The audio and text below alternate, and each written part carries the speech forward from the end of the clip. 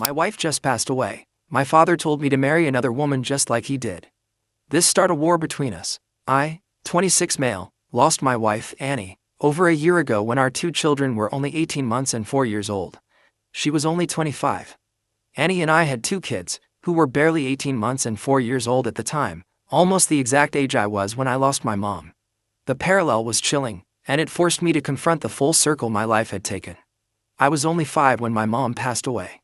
It's one of those memories that isn't just a single moment, it's like a shadow that stretched long over my childhood. Growing up, everything seemed a bit grayer, a bit more muted without her. The house was quieter, and Dad was always busy, trying to fill the void her absence left in every corner of our life. He did his best, but you could tell he was just as lost in grief as I was. Even though he tried to hide it behind long hours at work and forced smiles at dinner, I remember feeling perpetually confused too. Why my mom? Why our family?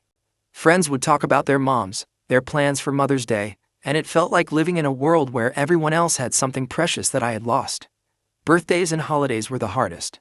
Dad tried, he really did, but there's a particular kind of emptiness that comes from missing a person who was supposed to be there for those moments. As I grew older, that confusion turned into a deep-seated fear of loss, clinging too tightly to relationships or shying away from them entirely to avoid the potential heartbreak. It wasn't until much later, in my own adult relationships, that I began to understand the depth of my fear.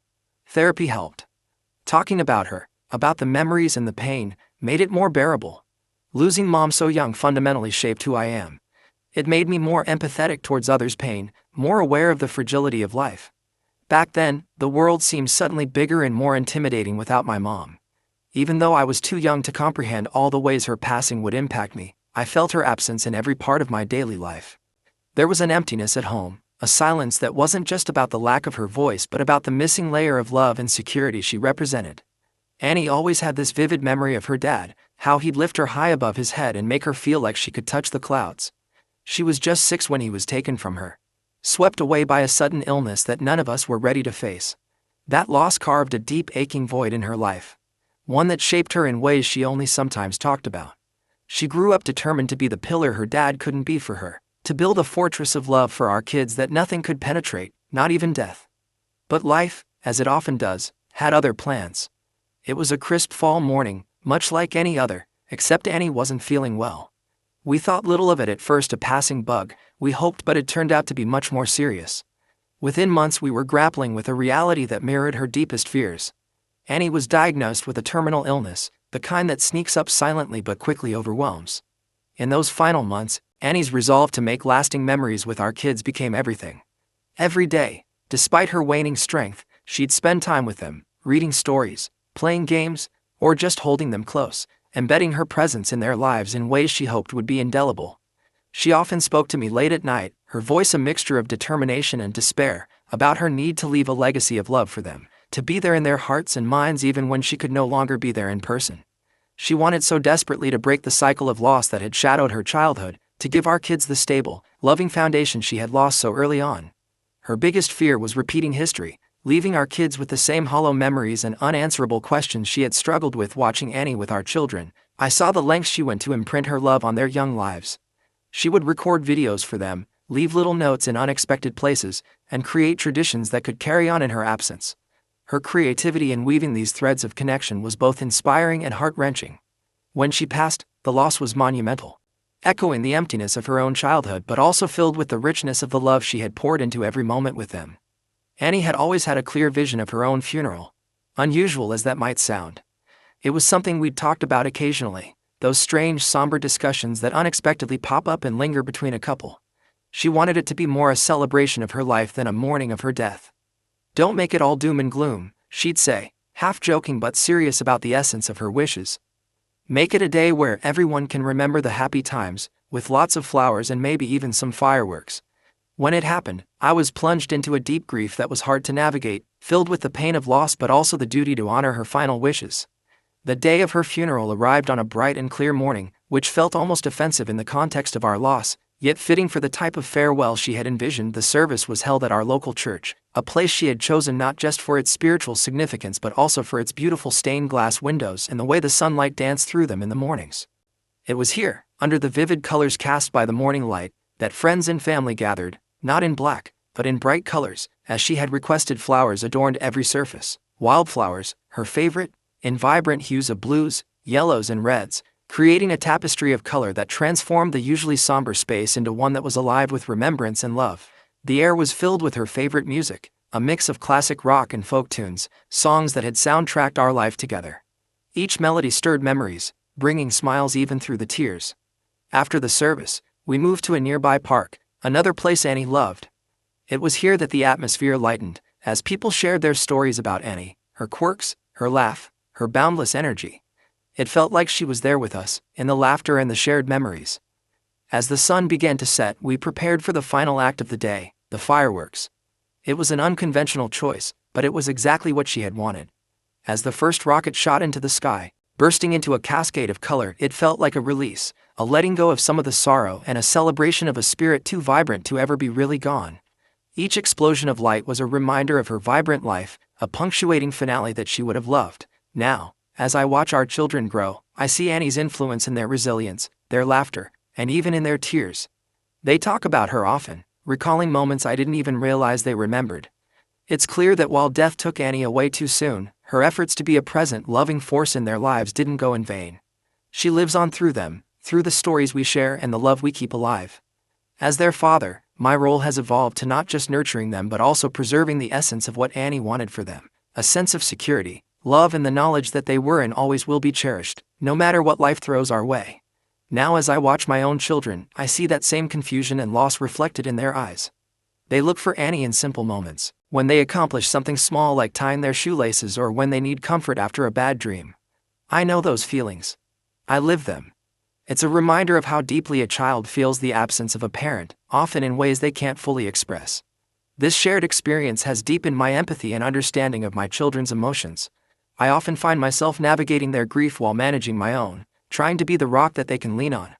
It's not just about providing for them materially but ensuring they feel safe and loved, that they have space to miss their mom without feeling like they need to hide their grief.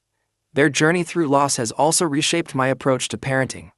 I'm more patient, more attuned to the unspoken parts of their sadness, and more proactive in addressing our emotional health as a family. We talk about Annie often, keeping her memory alive, not as a shadow that hangs over us but as a light that continues to guide us. I strive to be present in a way I felt my dad struggled to be after my mom died. Seeing my children cope with their loss, I understand the long road ahead of them. I know the challenges they'll face as they grow up without their mom, but I also see their resilience, and it gives me hope. It reminds me that while the pain of loss never fully disappears, it can be woven into the fabric of our lives, making us stronger and more connected to each other.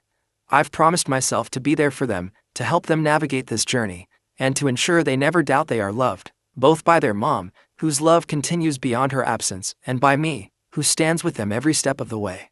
After my mom passed away, the house felt suspended in time, with remnants of her life tucked into every corner. Her clothes still hung in the closet, her books remained on the shelves, and the air carried the gentle hint of her perfume. This stillness, this preserved world of hers, was abruptly disrupted when my dad announced he was remarrying. It was barely a year since we'd lost her, and the news fell on me like a cold wave. Ellen moved in shortly after their wedding. She brought with her boxes filled with new items, new routines, and a new presence that seemed to flood the spaces my mom had once inhabited. Her attempts at reorganizing the house, from rearranging the living room to replacing the curtains my mom had chosen, felt less like mere changes and more like erasures of the life we had lived. Ellen was kind, or at least she tried to be.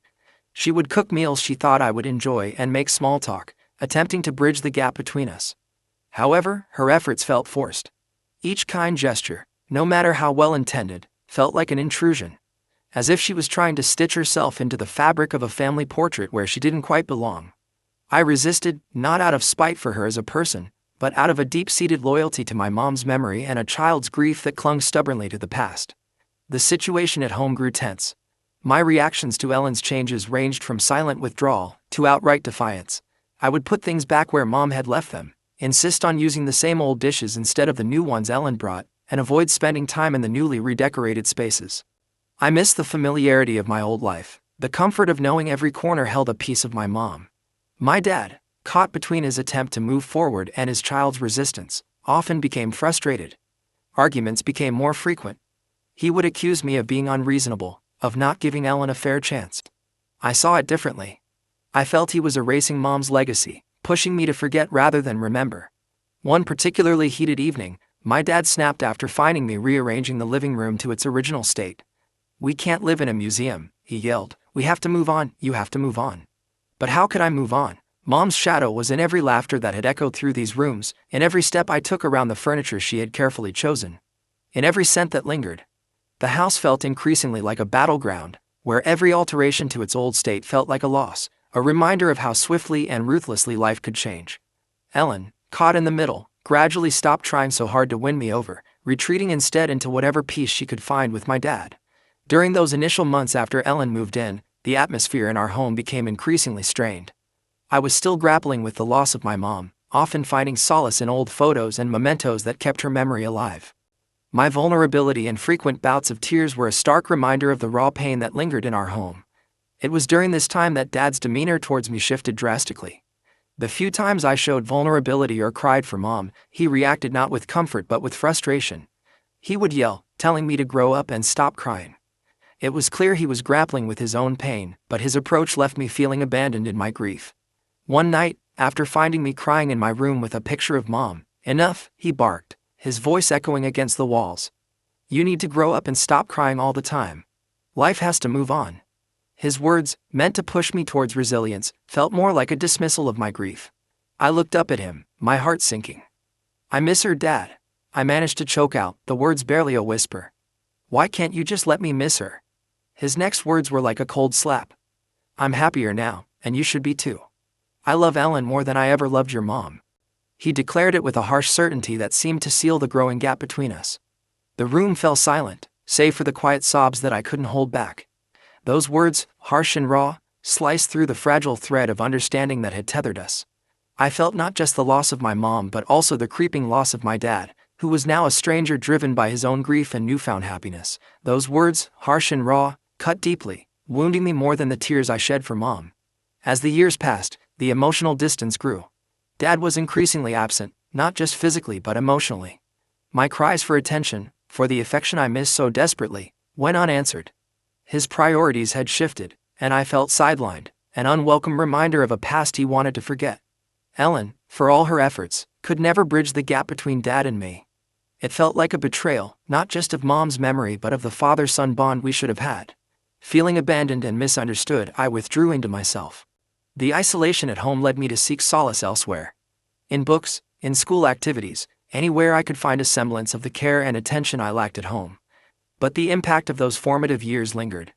I harbored a deep-seated mistrust for relationships, fearful of being left behind again, of loving someone who might one day decide I wasn't worth sticking around for.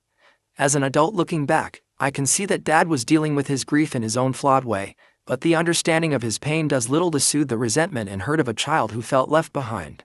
Now, facing my own challenges as a widower, I'm determined to be the father to my children that I needed when I was their age, one who is present, supportive, and unconditionally loving, no matter what life throws our way. But after Annie died, my dad, he reached out to tell me he hoped I understood him better and cut him some slack for everything. I didn't respond to him at the time because I was in the most immediate sense of grief still. Today it's still raw, but I'm in therapy to try and find peace in my life. He reached out to me a few more times and he apologized for his initial message. We met up a few days ago per his request. We met at a quiet cafe, a neutral place that seemed suitable for what was already a tense discussion waiting to unfold. As I sat across from him, still wearing my wedding ring, a stark symbol of my ongoing grief, it didn't take long for the conversation to veer into uncomfortable territory. He noticed the ring almost immediately and took it as a cue to voice his thoughts on moving forward. "You can't keep living in the past," he said. "It's time to think about your future, maybe start meeting people again." I clenched my jaw, feeling the old frustration simmer. I asked him to drop the subject, but he pressed on, perhaps thinking that pushing me was for my own good. That's when he brought up his own past, his quick remarriage after my mom's death. He explained, not for the first time, but certainly in the most explicit way, how his new wife had brought him happiness, something he thought was impossible after Mom. "I needed that, and I think you do too," he said earnestly. "I thought you'd understand by now, especially with the kids needing a mother figure." His words stung sharply. It wasn't just the suggestion that I replace Annie, but the implication that my grief was somehow a selfish indulgence that I should move past for the sake of the kids. He went further, saying that he hoped I would eventually see the benefit of his choices, that I would stop holding on to my resentment and realize that embracing someone new wasn't a betrayal of my late wife. I told him firmly, "It doesn't work that way. Grieving isn't just something you turn off to make room for someone else. And it certainly doesn't work on a convenient timeline." I could see the frustration in his face, mirroring the anger in mine. "You think I hate you for being happy with her, but it's not about that. It's about how you handled everything when Mom died, how you pushed her memory out as if it was the only way to be happy again." He was taken aback by my bluntness. Perhaps he hadn't realized how deeply his actions had hurt me, or maybe he had never considered that his path to happiness had left a trail of pain in its wake. Our conversation grew heated, voices raised enough that other patrons shot us wary glances. The air was tense as my father and I reached a fragile point in our conversation. His earlier remarks about moving on and finding new love had pushed me to a breaking point. Seeing the shock on his face when I challenged his views on grief and moving forward, he paused, looking genuinely bewildered. "How do you expect to find someone else to love you and the kids if you're still hung up on Annie?" he asked, his voice tinged with concern but also a hint of frustration. It was a question that might have been genuine in his mind but felt like an accusation to me. "Annie was the love of my life," I replied, my voice firm, each word laden with unyielding truth. "And yes, I'm still hung up on her because love doesn't just end when someone dies. You don't just replace someone like that." I could see him trying to process my words, his eyes searching mine for something, perhaps a sign of the son he once knew who hadn't been shattered by loss. I continued, "My children, they are my heart, Dad. They're the other loves of my life, but it's different. They depend on me not just to love them, but to provide safety, security, and a sense of normalcy in a world that was turned upside down." The cafe noises faded into the background as I leaned in slightly, needing him to really hear me. "It's my job, my duty, to give them the best life I can. That doesn't mean rushing to fill a void with a new person. It means being there for them, fully, without distractions or replacements for their mom." He was stunned, perhaps by the intensity of my conviction or maybe by the realization that our views on handling grief and love were worlds apart. "But you need someone too," he finally muttered, almost to himself, a note of sadness creeping into his voice. "I needed my dad when I lost my mom," I shot back, the words spilling out with a mix of pain and defiance. "But instead, I got a man who was too quick to move on, too quick to replace her. I won't do that to my kids. I won't let them feel as I did, secondary to someone else's happiness." We were at the end of our coffees, the dregs cold and bitter, much like the mood that had settled over our table. As my father eyed me, ready to offer another piece of his mind on how I should live my life, I cut him off. The frustration and hurt from years of bottled-up feelings were brimming over. "I need to make this clear," I began, my voice steady but filled with resolve. "I will never, ever tell my children to just get over their mom's death. I'm not going to sit them down and tell them their mom is dead and that they need to accept a new mother." The cafe, usually a backdrop of clinking cups and indistinct chatter, seemed to quieten around us. My dad watched me, his expression hardening as he prepared to defend his own actions again. But I wasn't finished. "And another thing," I continued. "I'm not going to scold them for missing her, for crying out for her at night. It's normal. They're kids, and they lost their mother. How could I possibly take that grief and make it about someone else's discomfort? That's not what they need. They need a dad who understands their pain, not one who silences it." My dad shifted uncomfortably, his eyes briefly dropping to the table before meeting mine again. "You think I don't know that?" he muttered, his voice a mix of defensiveness and wariness.